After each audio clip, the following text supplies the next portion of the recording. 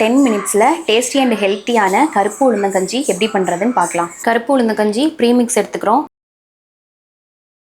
தண்ணி ஊற்றி ஃபஸ்ட்டு கலந்து வச்சிடணும். கெட்டிப்படாமல் தண்ணி ஊற்றி ஃபஸ்ட்டு கலந்து வச்சுட்டு அதுக்கப்புறமா தான் அடுப்பில் வச்சு நம்ம குக் பண்ண போகிறோம்.